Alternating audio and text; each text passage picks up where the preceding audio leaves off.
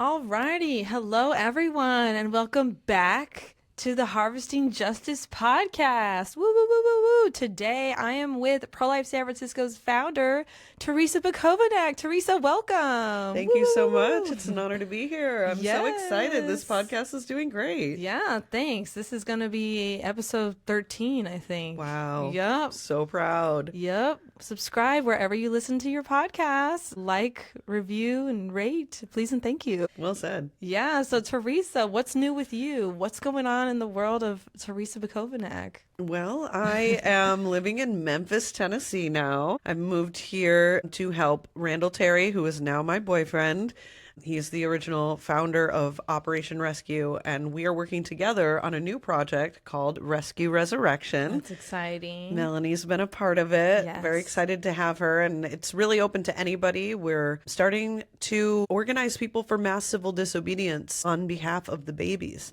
And that can take a lot of different forms. You may know there's lots of different types of rescue, different levels of risk. We aren't just focusing on abortion centers, although, of course, our actions are needed there. But we're focusing on government buildings as well and just trying to employ civil disobedience on behalf of these babies that are being killed.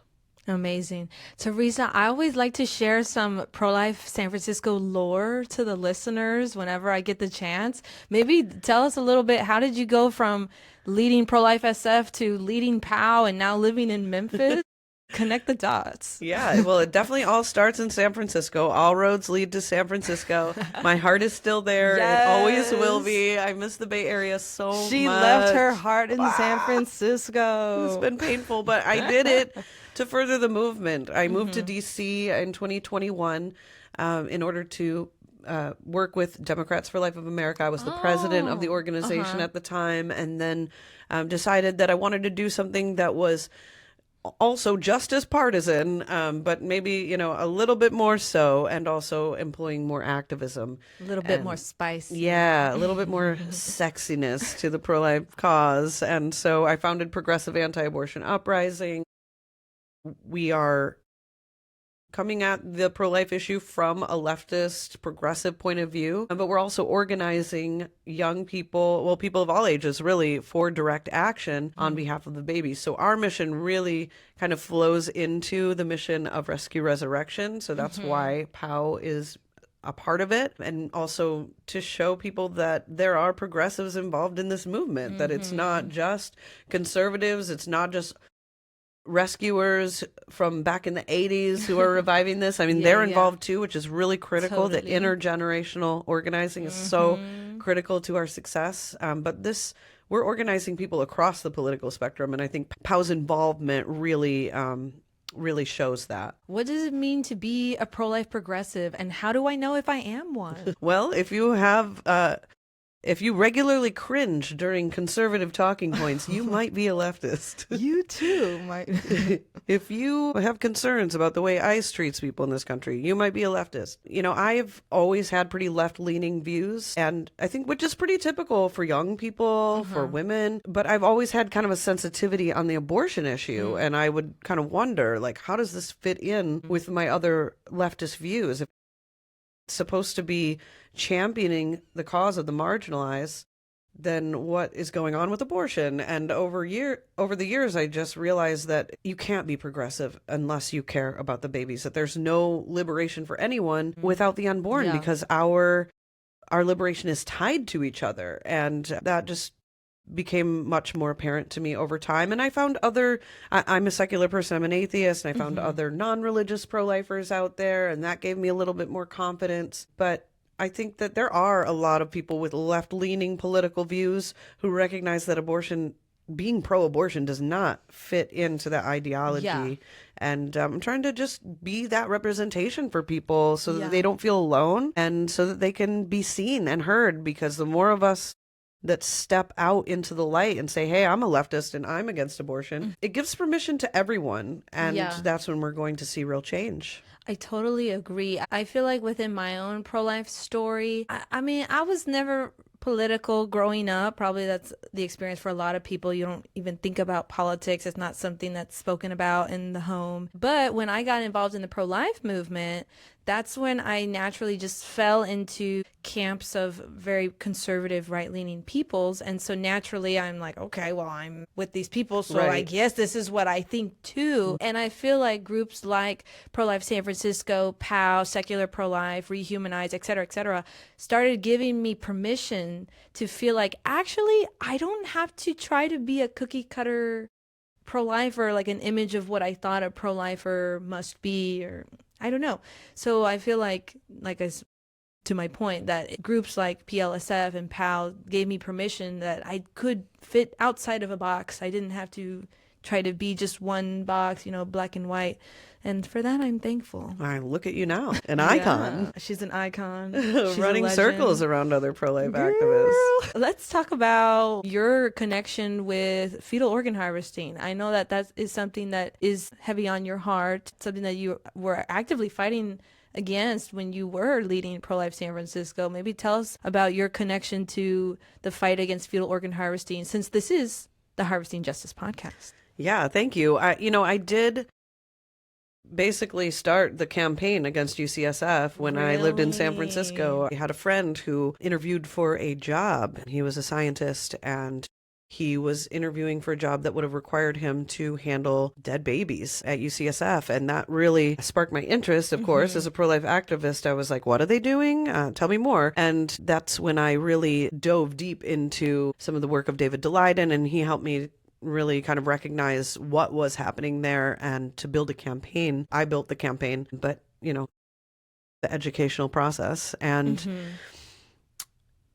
a lot's happened since then. We did a rescue there. I'm still, as of now, there is a protective order.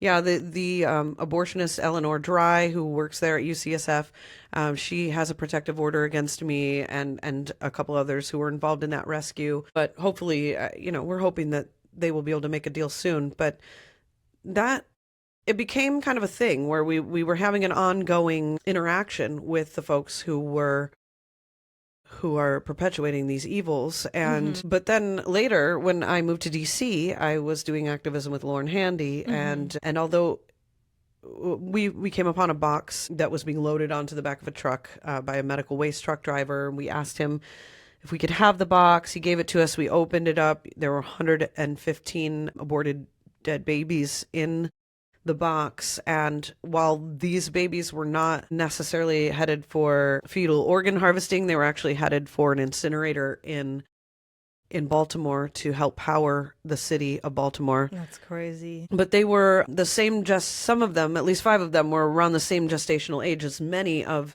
the babies that they harvest at UCSF. And that experience of actually seeing these babies face to face, some of them ripped in half, some of them totally pristine, looking like they were born alive and left to die, like Christopher X, or Harriet, who appeared to be a victim of partial birth abortion, which is a federal crime, and a procedure that is likely used in fetal organ harvesting to get the freshest organs. So it gave me a very unexpected and life-changing perspective on the fetal organ harvesting issue, because I really saw these victims face to face. I know what's really happening. And it's like, I knew it because I knew the facts that I had been studying, but I didn't know it until I saw them with my own eyes. It's just one of those things you can't unsee. Like, a lot of times pro-choice, you hear even abortion doctors will say, well, the reason I did this is because I saw women dying from illegal abortions, and I was moved to, become an abortion provider. And I think similar to that, but different, this experience is something that will shape my activism for the rest of my life. Yeah. And it just really lends to just the authenticity of what is motivating us. It's really just the encounter with death and the destruction of humankind and human conscience. Yeah, it was a horrible experience, but I'm grateful for it because it's made me a stronger and better activist today. Yeah. And this March will make 4 years since you and Lauren intercepted the box. Yeah, that's right, which is pretty devastating because the 5 largest babies are still sitting in the morgue in Washington, Yeah. D.C. They certainly haven't had an investigation or an autopsy, but they also haven't even gotten a proper burial, something that Congress has repeatedly called for. I don't know what's going to happen next, but we're continuing to push for justice for these babies. I know that there are potentially some briefings happening with the FBI and Congress, but we don't know the outcome of those conversations. And above all, we want to make sure that these babies are at least given a dignified burial at some point. What can we do to help in the fight for justice for the 5? You can talk about them. You can post pictures of them. You can call your members of Congress and ask them to get justice for the 5. There are ways that Congress can get the DOJ to complete their investigation to ensure that these babies receive a proper burial, but we can't let them be forgotten. This is a rare moment for the pro-life movement that we even have these bodies where people can actually see the victimization that's happening. It's our modern day abortion victim images. It is. And if we don't force the American people to look, if they are never forced to contend with the reality of these bodies, of these babies, then what are we even doing as a pro-life movement? If we're not putting a total spotlight on them as the victim, then we're just going to lose a major opportunity. So I just want to encourage everyone to keep calling. I know it might feel like older news, but it's never going to be old news, because every single day in this country, 2,363 babies are killed by abortion on average. So as long as another day goes by, we can't let another day go by without these babies being known, seen, and heard through our own voices and actions. Let's talk also about what can we do in the fight against fetal organ harvesting, because I gotta say, for us in San Francisco, it feels like we are just up against an actual Goliath. And we are the small Davids. Give us your wisdom. You're right. In the end, or that's what they say. I think that we really only have the option of nonviolent civil disobedience. That is our best option for making any change in San Francisco. And so, I know that you're not facing any charges in California right now. Maybe it's time. Ooh. Well, gosh, what else should we talk about? What else is there? I felt like that was pretty thorough. How long have we been talking? 14 minutes. How long do you want us to talk? I was thinking like half an hour. What can we say, like, what's coming up for PAL? Like, what's new? What's on the horizon? Or what else? So, Terrisa, recent news. Don Lemon's arrest. Talk to me. Yeah, it's pretty wild. I almost couldn't believe it when I heard it. But Don Lemon, who is an ex-CNN anchor, he's a world-famous journalist. He was arrested and charged under the FACE Act for being present, or his part in the Minnesota church disruption that happened recently. And it's really shocking, because this law was created to oppress pro-life activists and to suppress pro-life activism. And here we are watching in real time the Trump administration actually, and Trump's DOJ going after leftists for their involvement in a church disruption. I'm really hopeful that this will cause people on the left to recognize the injustice of the FACE Act, realizing that there are state level and local laws that address trespass, that address disruption of the peace, even disturbing a religious service,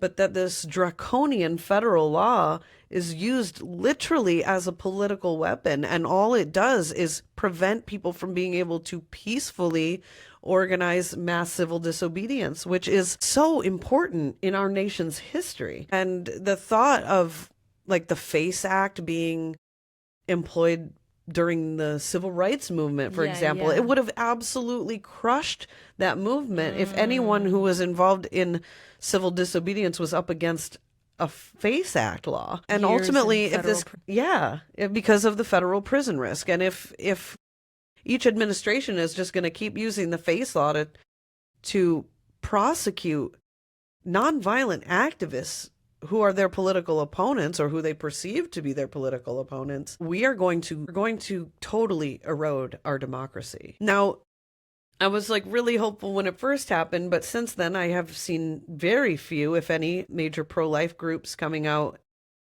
saying that they also denounce Don Lemon's arrest and that FACE should be repealed. You know, I see a lot of people kind of falling into the idea that FACE just needs to be applied equally, or that it needs to be changed so that we can only apply it to leftists. And they're missing the point. And I also haven't seen a lot of leftists coming out talking specifically about the FACE law. I've seen them saying, oh, well, Don Lemon wasn't actually part of the disruption. He was just a journalist, and that's what the outrage is about. But in reality, all of the people who were involved in that disruption, none of them deserve to be rotting away in federal prison. Yeah. This is unfair. It is unjust. And this should be an example to all of us on how we can come together, regardless of your political beliefs, to recognize that people deserve and must have the right to peacefully demonstrate and to employ civil disobedience. Otherwise, we just don't have a functioning democracy. Tell me why civil disobedience matters. Tell me why nonviolent direct action can change history.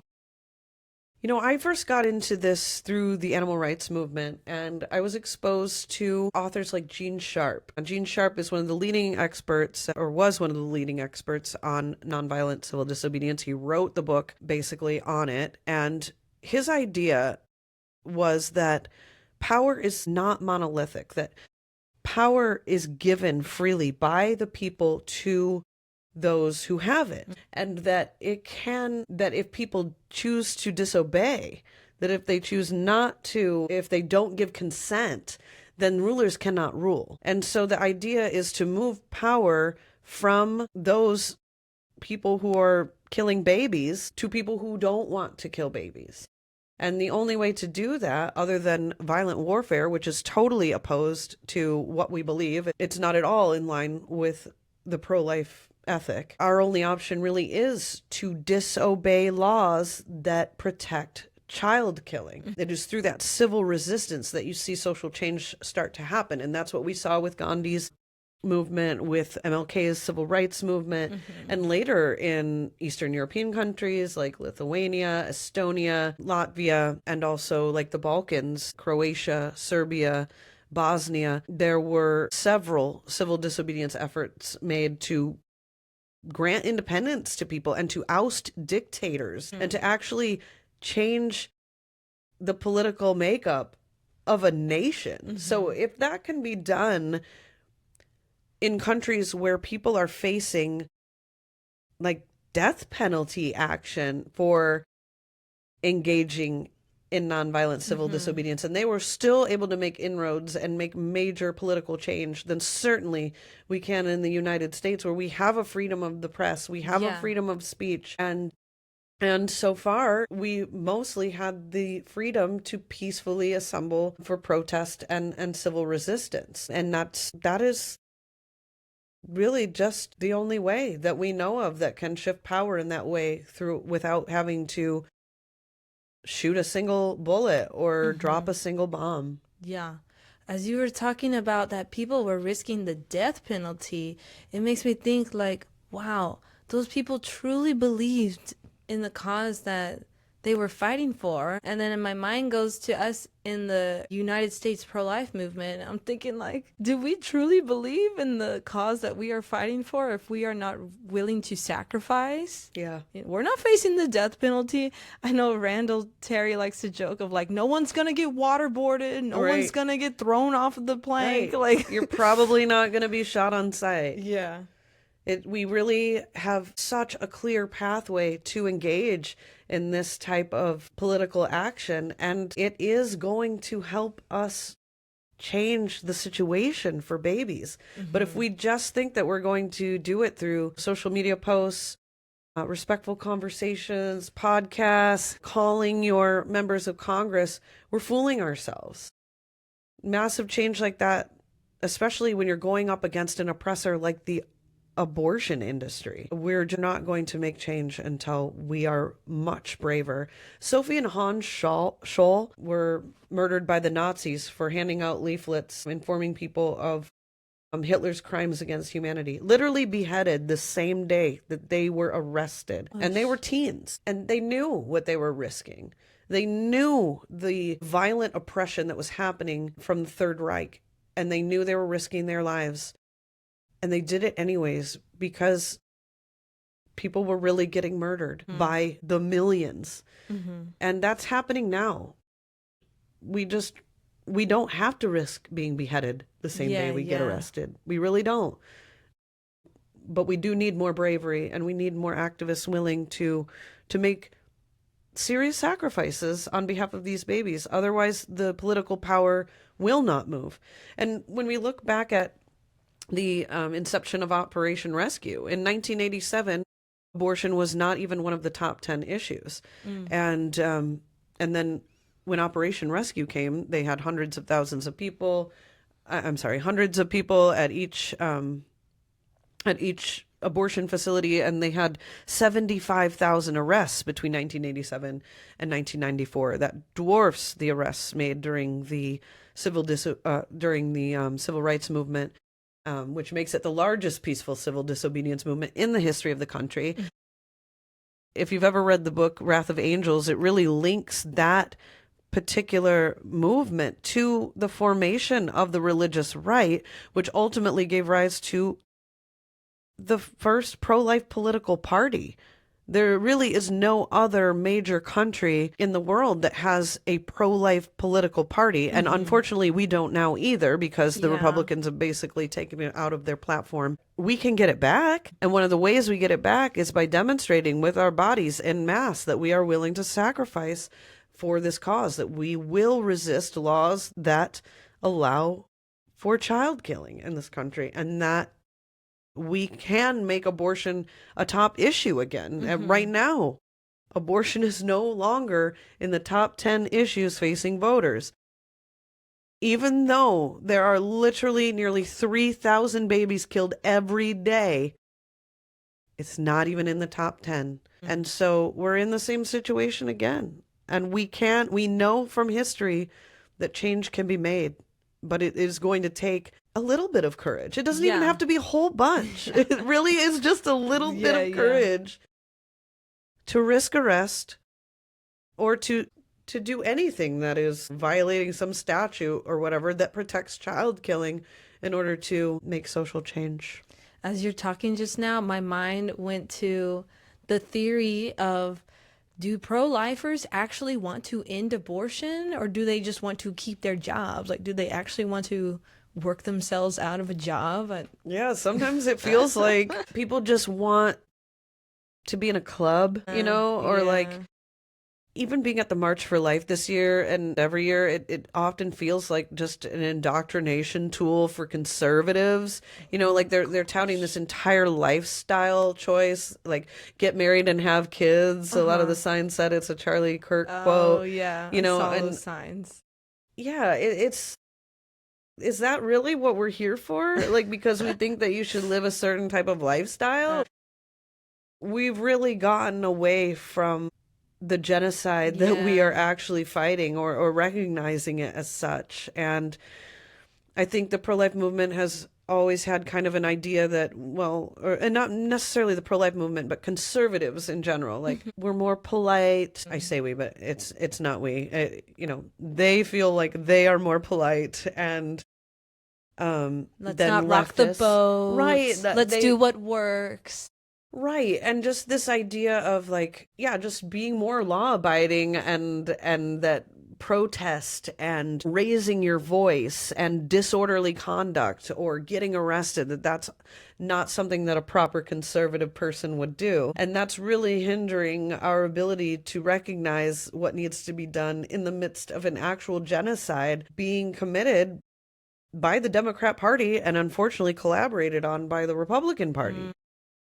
And I think that can change if enough people recognize that that's what's happening to this movement, that we're watering down the genocidal reality of abortion. That can change. But, it's up to all of us to make that change.